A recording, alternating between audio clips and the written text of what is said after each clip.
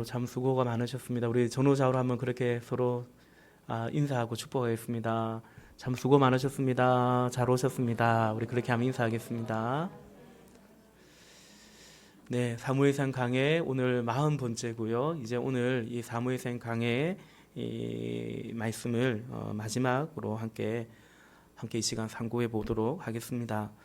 이제 사무엘상이 오늘 우리가 읽은 것처럼 31장까지인데요. 중간에 제 기억에 한 2장 정도, 우리 앞서 29장도 그리한 것처럼 한 2장 정도 그냥 간단히 설명만 하고 건너뛰었던 그런 장들이 있긴 했지만 대체로 모든 내용을 이 시간 살펴보았더랬습니다. 그러다 보니 오늘도 그렇지만 매주 적지 않은 분량을 함께 우리가 낭독하고 봉독하고 또 함께 생각해 보았습니다. 이 사무엘상의 마지막은 사울의 죽음 그리고 장사 지내는 것으로 끝이 납니다. 그래서 제가 오늘 이 검은색 옷을 입었습니다. 여기 앉으니까 생각이 났습니다. 이 길보아 산에서 이 블레셋과의 전투에서 이스라엘은 이제 크게 패하고 맙니다. 그리하여 다윗의 사랑하는 친구였던 그 요나단을 비롯하여 사울의 아들들이 전사하고 사울도 적이 쏜 화살에 맞아서 큰 중상을 입고 맙니다. 그러자 사울은 저 할례 받지 않은 이방인의 손에 내가 죽는 그 수치를 면하고자 자기 스스로 자결하는 죽음의 그 최후를 맞이하게 되죠. 사울의 그 죽음에서까지도 우리가 확인할 수 있는 것은 사울은 자신의 명예, 자신의 이름, 자신의 자리에 끝까지 집착했다라는 사실을 우리는 보게 됩니다. 그렇게 죽은 사울과 그의 아들들의 시신을 이제 이 블레셋 군대가 심하게 훼손하고 유린합니다. 사울의 갑옷은 그들의 신인 아스다롯의 신당에 이제 봉헌물로 바치고 사울의 머리는 베어서 블레셋 사방으로 보낸데 역대기에 보면 그 다곤의 신전에 또 봉헌했다라고 기록되어 있기도 합니다. 그리고 이제 토막이 난 거죠. 그리고 이제 나머지 그 사울의 벌거 벗겨진 그 몸통의 시신은 벳산 그 성벽에 못을 박아서 그렇게 전시하듯이 걸어버렸습니다. 여러분, 블레셋 군대가 이처럼 적의 수장의 그 시체를 성벽에 못을 박는 등등의 죽었는데도 불구하고 그 죽음마저도 모욕하면서 이처럼 공개적으로 유린하는 이유는 자신들의 승리를 확증하고 또 그렇게 싸운 군사들의 사기를 돋구고자 하는 그런 목적이 있고, 또 한 가지는 이제 패한 그 상대국 백성들에게 엄청난 수치와 충격을 안겨줌으로 말미암아 그리하여 다시는 그들이 저항할 혹은 맞설 그런 의지와 용기를 아예 꺾어버리고자 하는 의도인 것입니다. 여러분, 사울의 이러한 비참한 최후 죽음은 끝내 불순종한 이 사울에 대한 하나님의 엄중한 공의의 심판인가 동시에, 그리고 이방 나라처럼 하나님 아닌 다른 왕을 요구했던 그 선민 이스라엘 그 백성들의 반역에 대한 하나님의 또 진노의 심판이었던 것입니다. 그러니까 다만 사울 한 사람의 반역이 아니었고요, 마찬가지로 사울 한 사람에 대한 심판만도 아니었다라는 사실입니다. 그런데 이러한 사울의 너무나 불행하고도 치욕적인 이 죽음의 소식을 듣고서 이제 본문 11절 이하에 보면, 31장 11절 이하에 보면 길르앗 야베스 사람들이 그 사울의 죽음, 더욱이 죽고 나서 그의 시신이 이처럼 유린당하고 있다라는 소식을 듣고 나서 이 길르앗 야베스 사람들이 그날로 바로 달려가서 이 사울의 시신을 그 못 박혀 있던 벳산 장벽에서 내리고 이제 그 사울의 시신을 수습하는 거죠. 장사하는 하장합니다. 하장하고 그 하장을 마치고 나면 이제 뼈가루가 나오겠죠. 그 뼈가루를 야베스 에셀 나무 아래에 장사하였습니다. 그리고는 7일 동안 금식하였다라고 기록되어 있습니다. 7일 동안 금식하였다라는 것은 애곡의 시간을 가졌다, 애도의 시간을 그렇게 가졌다라는 것입니다. 여러분 궁금하죠? 왜 이 길르앗 야베스 사람들이 사실은 큰 위험을 무릅쓰고 그렇게 사울의 시신을 수습하고 그들이 할 수 있는 최선으로 정성으로 장사를 지내고 그리고 그의 죽음을 이렇게 애도한 이유가 뭘까라는 것입니다. 우리가 이 시간을 통해서 사무엘상을 쭉 볼 때 11장을 거슬러 가보면 그 이유를 알 수 있습니다. 이 사무엘상 11장을 읽어보면 암몬 족속의 군대가 이 길르앗 야베스를 위협하고 공격해 올 때에 그때 사울이 군사를 아직 정식으로 왕에 오르지도 않을 때입니다. 군사를 모집해서 이 암몬 사람을 공격함으로써 그때 위기에 처했던 이 길르앗 야베스 사람들을 사울이 구해줬던 것이죠. 또 그리고 사실 그 일을 계기로 이제 사울이 본격적으로 이스라엘 백성들에게 왕으로서 이미 하나님께서 사무엘을 통해서 그리 하셨지만 이제 백성들도 이 사울을 왕으로 인정하게 되는 결정적인 이유가 됩니다. 그러므로 이 길르앗 야베스 거민들은 과거 이 사울 왕이 자신들에게 베풀어 준 이 은혜를 기억하고 있는 것입니다. 다시 말해서 이 길르앗 야베스의 사람들은 사울에게 보은을 하는 거죠. 은혜를 갚는 것이고 또 어찌 보면 신의를 지키는 것이고 그래서 블레셋 족속들에게 능욕당하고 있는 이 사울의 시신을 수습하고 그를 장사 지내고 애도했던 것입니다. 여러분 이 사무엘상의 마지막이 그냥 사울의 죽음으로 끝나지 아니하고 이처럼 신의와 보온을 지킨 길르앗 야베스 사람들의 이야기로 끝이 난다는 것을 우리가 주목할 필요가 있습니다. 어찌 보면 이미 죽었는데 그의 죽음이 이토록 하나님의 공의의 심판 안에서 죽었고 또 이렇게 비참한 최후를 맞이했는데 그냥 그것이 중요한 거죠. 중요한 진술이 되겠죠. 그런데 다만 그렇게 끝나지 아니하고 여기 길르앗 야베스 사람들이 그래도 그 사울 왕의 시신을 수습하고 장사 지내고 그리고 애국하였다. 이렇게 이 말씀이 끝이 맺는다라는 것은 주목할 필요가 있고 그 안에 의미가 있다라는 것입니다. 여러분 그렇습니다. 이것이 사실 의도적이든 간에 또 그렇지 않든지 간에 결과적으로 사울과 대조를 보여주고 있죠. 목숨을 걸고 이미 죽은 그 사울의 시신을 수습하고 장사하고 애국하는 그야말로 신의와 보온을 지킨 여기 길르앗 야베스 사람들과 하나님의 은혜를 망각하고 또한 하나님과 그리고 사람과의 그 신의를 지키지 않았던 사울은 사뭇 대조적인 것입니다. 사실 사울이 다윗과도 약속을 해놓고 몇 번이나 그 약속을 어기지 않았습니까? 여러분 하나님께서 처음 사무엘을 통하여 사울을 부를 때에 사울은 자기 자신에 대해서 어떻게 인식을 했고 어떻게 이해를 했으며 그래서 어떻게 반응했는지를 보면 사무엘상 9장 21절에 보면 이렇게 말하죠. 나는 이스라엘 지파의 가장 작은 지파 베냐민 사람이 아니니까 또 나의 가족은 베냐민 지파 그 모든 가족 중에서도 가장 미약하지 아니하나이까? 당신이 어찌하여 내게 이같이 말씀하시나이까?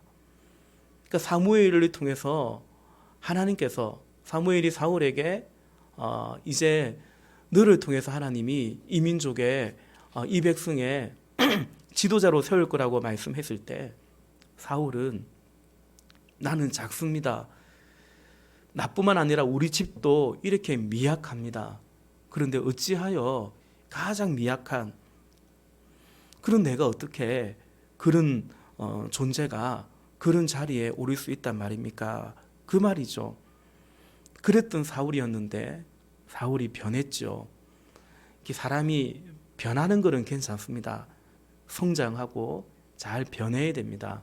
근데 잘못 변해버리면 그것은 이제 변질된 거죠. 사울이 변질되고 말았습니다. 그래서 하나님 앞에서 겸손하게 성화되어 가지 못하고 점점 교만하고 목이 곧고 뻣뻣해져 갔던 것이죠. 그러한 사울의 모습이 결정적으로 드러난 것이 사무엘상 15장 12절을 볼 수 있겠습니다. 사무엘상 15장 12절에 보면 이렇게 기술하고 있어요. 자기를 위하여 기념비를 세우고 돌이켜 행하여 발길을 돌려서 길갈로 내려갔다라는 것입니다. 자기를 위하여 기념비를 세우고 또 하나님의 말씀을 따름이 아니라 돌이켜서 발길을 돌려서 자기의 길로 자기의 왕국을 그렇게 세워갔다라는 것이죠. 자기의 기념비를 세워갔다라는 것입니다. 여러분, 결국 사울은 오늘 본문에서 구체적으로 증거해 주듯이 이렇게 사망의 비참한 죽음에 이르게 됩니다. 그리고 자신만이 아니라 그의 아들들도 그리고 이스라엘도 사망에 이르게 되고 말이죠. 오늘 본문 31장 5절에 보면 무기를 든 자가 사울의 죽음을 보고 자기도 자기 가리에 엎드려 그와 함께 죽으니라. 6절에도 사울과 그의 세 아들 무기를 든 자와 그의 모든 사람이 다 그날에 함께 죽었더라. 함께 죽으니라. 그와 함께 죽으니라. 사울은 사망에 이르게 되는데 사울은 그 옆에 있는 사람들에게도 그 사망을 마치 전파해버린, 그래서 사울과 함께 있는 사람들이 사울이 죽을 때 그와 함께 죽었다라는 것입니다. 그래서 여러분, 여전히 오늘 본문 가운데서도 우리가 다시금 바라보는 그 사람은 다윗이죠. 다윗입니다. 우리 30장, 우리 지난주 이 시간에도 30장을 보았죠. 다윗은 아말렉에게 빼앗겼던 그 자신들의 모든 가족의 생명을 또 모든 소유를 다시 되찾아옵니다. 그리고는 그 아말렉을 쫓아가다가 너무나 피곤하고 고단한 나머지 도저히 끝까지 추격해 갈 수 없었던 그 600명의 용사들 가운데 200명이 부솔 시내에 잔류하게 되죠. 그리고 이제 그 승리를 경험하고 이제 돌아올 때에 끝까지 싸우지 않았던 그 200명에 대해서 우리가 지난주에 보았던 것처럼 그 끝까지 싸웠던 그 400명 중에서 뭐라고 말합니까? 가족은 돌려주고 이 전리품은 그들은 같이 싸우지 않았으니까 나누지 말자라는 그런 불량한 제한들이 있었더랬죠. 그때 다윗이 어떻게 합니까? 그럴 수 없다. 우리가 동일하게 이들과도 함께 나누어야 될 것이다. 그렇게 다윗이 분배했지 않습니까? 그리고 오늘 본문 우리가 함께 읽은 30장 26절부터 30절에 보면 그 전리품들을 그 용사들과 함께 시글락에 있었던 함께 머물러 있던 그 사람들과만 나누는 것이 아니라 여러 성읍의 형제들에게 장로들에게 보내고 나누고 있음을 보게 됩니다. 우리 읽었지만 본문 30장 26절만 다시 한번 같이 읽어볼까요? 30장 26절입니다. 시작. 다윗이 시글락에 이르러 전리품을 보내어 이르되 보라, 여호와의 원수에게서 탈취한 것을 너희에게 선사하노라 하고. 아멘. 보라, 여호와의 원수에게서 탈취한 것을 너희에게 선사하노라. 여러분, 다윗의 이 말, 또 다윗의 이 행동을 통해서 우리 지난주에 그냥 단순히 하나님 의지하는 믿음이 아니라 그 신앙이 어떻게 자기의 사상이 되어 있는지, 가치관이 되어 있고 세계관이 되어 있는지, 그리고 그것이 바로 참 신앙이다, 그런 말씀 나누었던 것처럼 오늘 이 말씀 속에서도 다윗의 믿음이 어떠한지, 그가 갖고 있는 어떤 사고체계, 세계관이 어떠한지를 보여주고 있죠. 자신의 삶을 하나님과의 관계에서 다윗은 바라보고 있어요. 어찌 보면 시글락을 기습해가지고 다윗과 그 용사들의 가족들을 다 이렇게 포로로 끌고 가고 또 재산들을 빼앗아갔던 그것은 그들의 원수죠. 우리의 원수죠. 근데 다윗은 뭐라고 말합니까?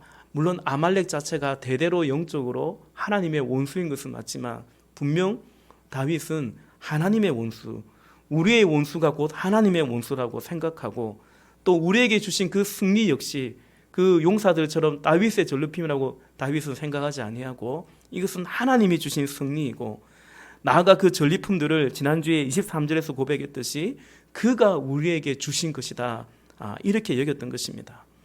이것이 다윗 안에 갖고 있던 다윗의 사고체계, 사상이었던 것입니다. 그리고 나아가서 그 하나님의 축복과 생명을 너희에게도 선사하노라, 다윗이 그렇게 말합니다. 그러니까 이 하나님이 주신 이 복을, 이 생명을, 이 승리를 다윗은 독차지하지 않고 분배하고 나누고 흘러보내고 있는 것을 우리는 보게 됩니다. 이것은 곧 다윗을 통해서 생명이, 구원이 전해졌다라는 사실이죠. 또 이것을 통해서 사울을 통해서는 사망이 전해진 것과는 또 얼마나 대조적인 것인지를 또 보여주는 대목인 것입니다. 여러분, 우리가 신약을 읽어갈 때 로마서에서도 사도 바울이 이 사실을 증거하고 선포하고 있죠. 한 사람으로 말미암아 죄가, 사망이 들어왔고 그 한 사람이 아담이죠. 그리고 이제 또 한 사람으로 말미암아 생명이, 구원이 임했다는 것을, 바로 그 한 사람이 누구입니까? 다윗의 자손으로 오신 우리 주 예수 그리스도인 것입니다. 로마서 5장 17절 우리 세 번역으로 한번 같이 읽어볼까요? 우리 앞에 스크린 보시면서 같이 한번 읽겠습니다. 시작. 아담 한 사람의 범죄 때문에 그 한 사람으로 말미암아 죽음이 왕노릇하게 되었다면 넘치는 은혜와 의의 선물을 받는 사람들은 그리스도 한 분으로 말미암아 생명 안에서 왕노릇하게 되리라는 것은 더욱더 확실합니다. 아멘. 한 사람으로 말미암아 죄와 사망이 들어왔고 또 한 사람으로 말미암아 생명이, 구원이 들어왔는데, 여러분, 우리는 이제 어느 사람 속에 속해 있습니까? 어떤 이 한 사람, 어느 사람 속에서 우리는 속해 있고 그 안에 거하고 있습니까? 우리는 아담, 그 한 사람에게 속했던 우리가, 그래서 죽음이, 사망이 왕노릇하던 그런 우리였는데 이제는 그리스도 안에서 주어진 은혜와 의의 선물을 따라서 이제 생명 안에서 사망을 이기고 생명의 그 능력 안에 거하게 된 것입니다. 여러분 이해하시죠? 아멘이십니까?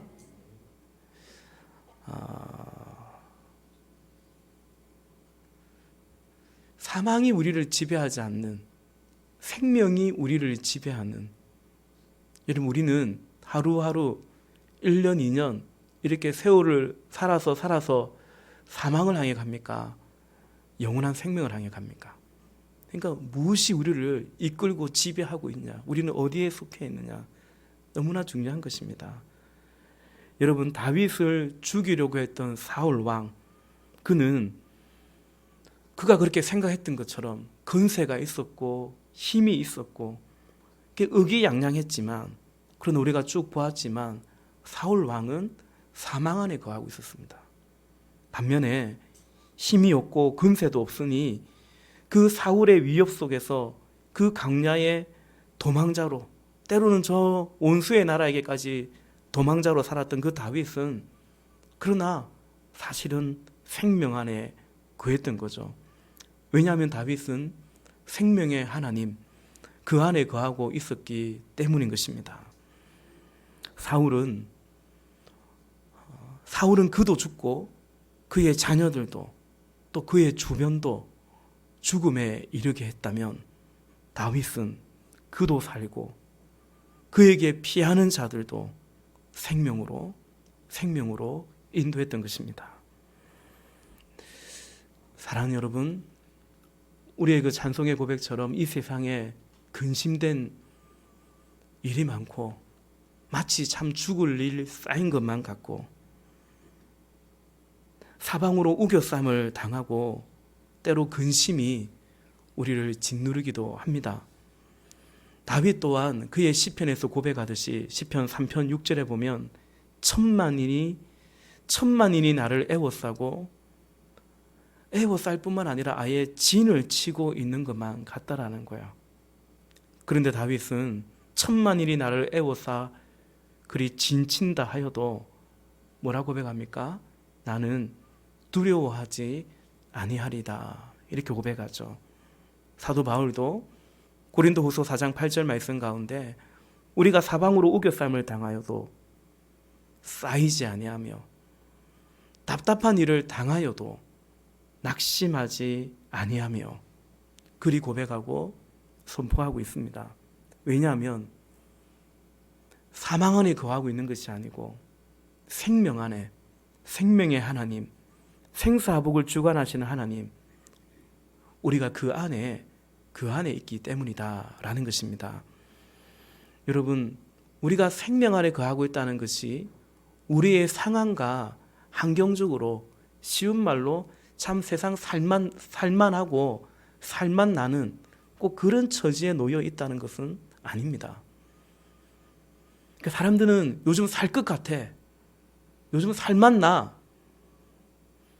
언제 그렇게 생각하고 언제 그렇게 말합니까?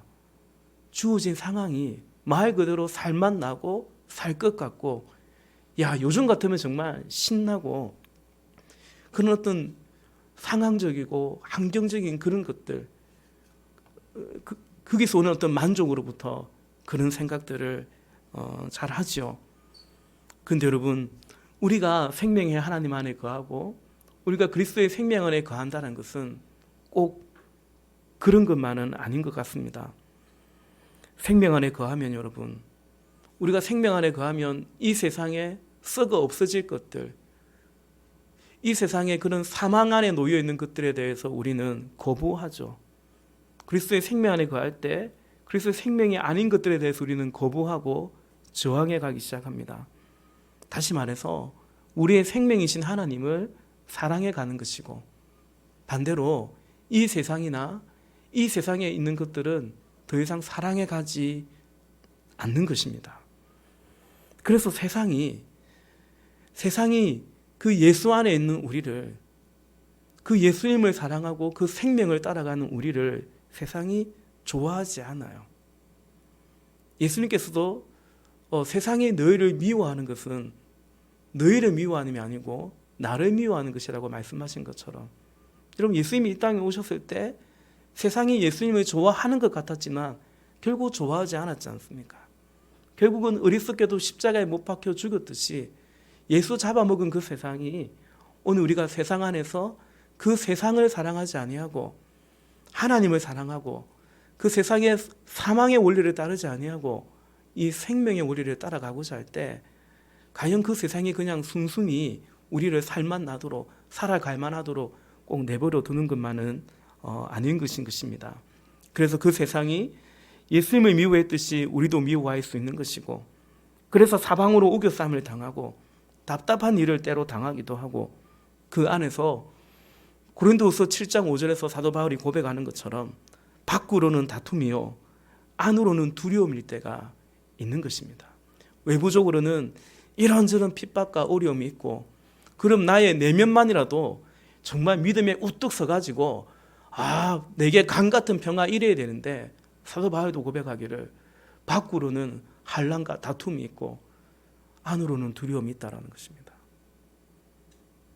여러분, 그런데 기억할 것은 사실은 이것이 우리가 진리 안에 생명 안에 거하고 있다라는 증거가 된다라는 사실입니다.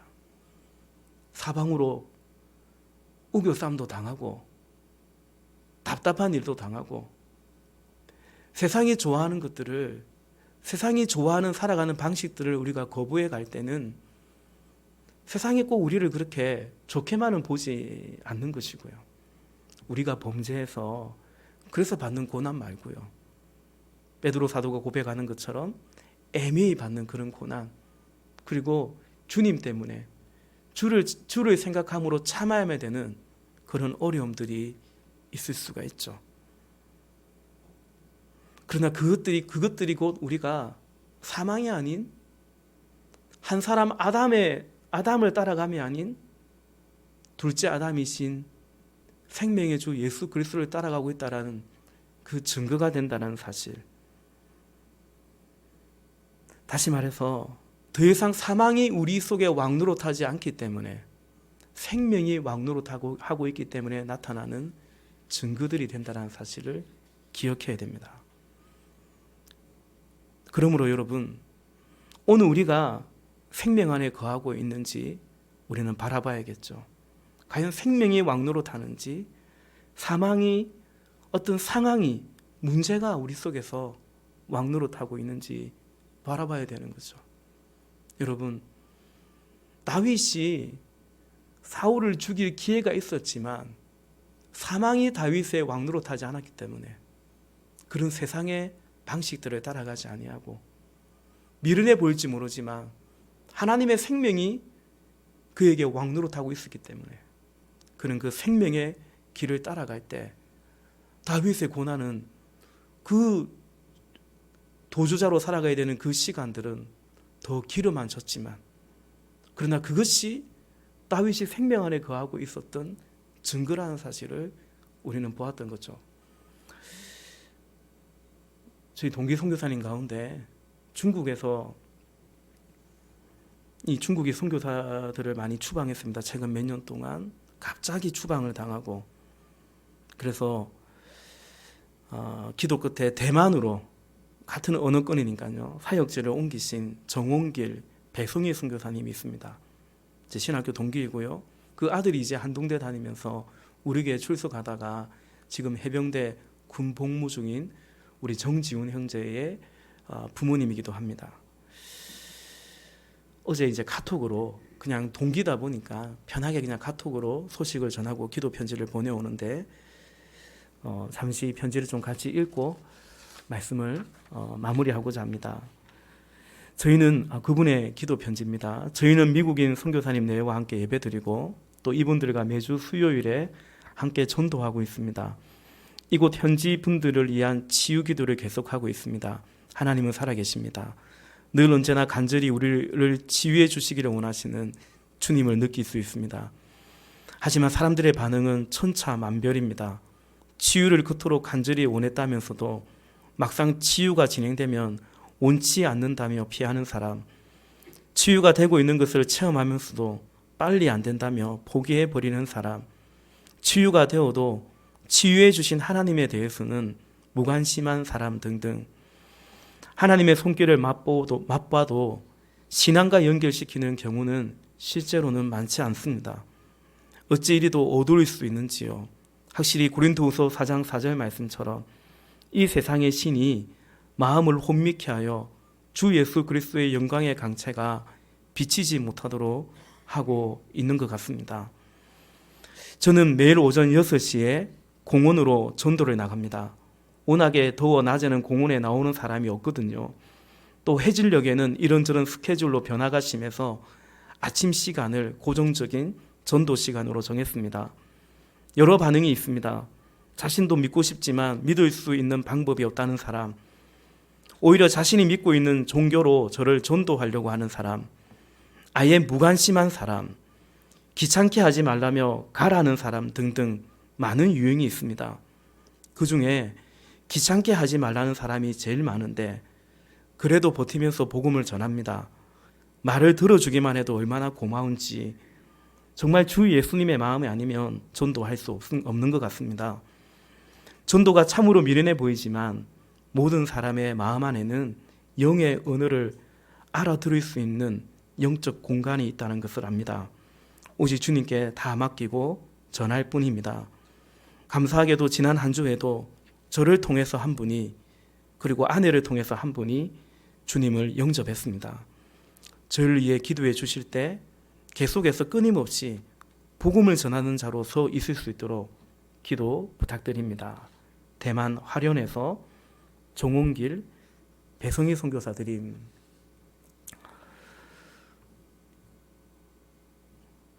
생명 안에 있기 때문에 우리는 이 생명을 전할 수 있고 또 전해야 되는 책임이 있고, 그리고 이 생명이 있기 때문에 이 생명에 대한 저항 속에서 어려움을 겪는 이것 또한 우리가 생명 안에 있는 분명한 증거일 것입니다. 생명이 없으면 전할 수 없죠. 전할 것도 없는 거죠. 말씀을 맺겠습니다. 사무엘서의 핵심 인물이 다윗 혹은 또 사울일 것 같지만, 이 사무엘서의 사실은 핵심 인물은 이 책의 제목처럼 사실은 사무엘입니다. 다시 말해서 그 선지자를 통해서 말씀하신 하나님이 이 책의 주인공이고 주관자이시죠. 그래서 결국 다윗은 결국 사무엘을,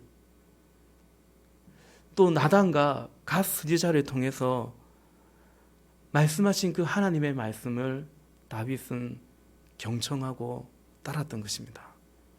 반면에 사울은 점차 사무엘의 말을 무시했고 나중에는 제사장들을 일시에 죽이기까지도 했던 것이죠. 그러면서도 사울은 끝까지 하나님이 자기 편이라고 착각을 또 했던 것입니다. 사랑하는 여러분, 결국 신앙생활은 다윗이 선지자에 대해서 어떻게 대했는지, 사울은 선지자에 대해서 어떻게 대했는지, 결국 신앙생활은 말씀에 대한 태도이요 반응인 것입니다. 오늘도 우리에게 말씀하시는 하나님께서 지혜와 계시의 영을 우리에게 부어주시고 그 말씀이 우리 가운데 결실해 가서 생명에 이르는 그러한 생명의 인생, 그 생명의 증인들이 되시기를 주님의 이름으로 간절히 부탁드립니다. 우리 40번의 시간 동안 사무엘상을 같이 상고할 수 있어서 참 감사하고, 여러분께도 감사하고요. 또 이 말씀을 남겨주시고 말씀을 상고케 하신 하나님께도 감사와 찬양을 올려드립니다. 우리 다음 주 이 시간부터는 신약 성서에 있는 좀 짧은 서신을, 디도서 말씀을 한 8월, 9월에 걸쳐서 한 7번 정도에 걸쳐서 같이 또 상고해 보고자 합니다. 이 시간 우리 말씀 기억하며 함께 기도하도록 하겠습니다.